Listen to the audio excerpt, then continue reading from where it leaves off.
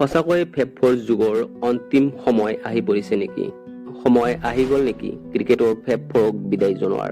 আজি আমি আলোচনা কৰিম বিগত 15 বছৰ ধৰি ক্ৰিকেটত ডমিনেন্স চলাই যোৱা 4 যুগান্তকাৰী খেলুৱৈৰ বিষয়ে।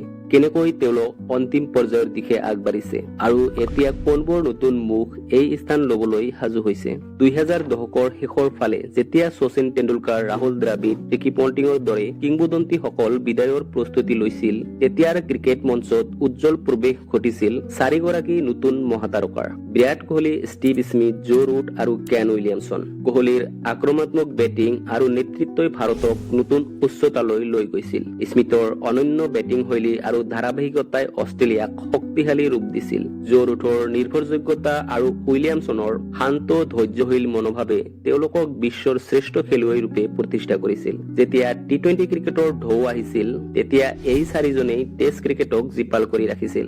অষ্ট্ৰেলিয়াৰ বাউন্সি পিচ, ইংলেণ্ডৰ ছুইং আৰু ভাৰতৰ স্পিন, পৰিস্থিতি যিয়েই নহওক কিয় ফেব-4এ সদায় ৰাণৰ পাহাৰ গঢ়িছিল। তেওঁলোকৰ প্ৰতিদ্বন্দ্বিতা প্ৰশংসকৰ বাবে আছিল এক উৎসৱৰ দৰে।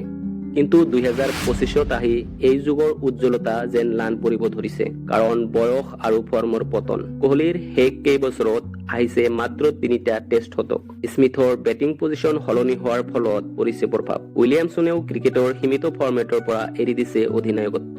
মাথো জো ৰুট কিছু ব্যতিক্ৰমী প্ৰদৰ্শন বজাই ৰাখিছে, কিন্তু সেয়াও কেৱল মাত্ৰ টেষ্ট ক্ৰিকেটতহে। ইয়াৰ সমান্তৰালকৈ কিছু নতুন মুখৰ উত্থান হৈছে। শুভমান গিল, ট্ৰেভিছ হেড, ৰাচিন ৰবীন্দ্ৰা, হেৰি ব্ৰুক এতিয়া বিশ্ব ক্ৰিকেটৰ নতুন তাৰকা হৈ উঠিছে। টি-20 আৰু ফ্ৰেঞ্চাইজি ক্ৰিকেটৰ চাপত খেলুৱৈৰ প্ৰাধান্যতাও সলনি হৈ গৈ আছে।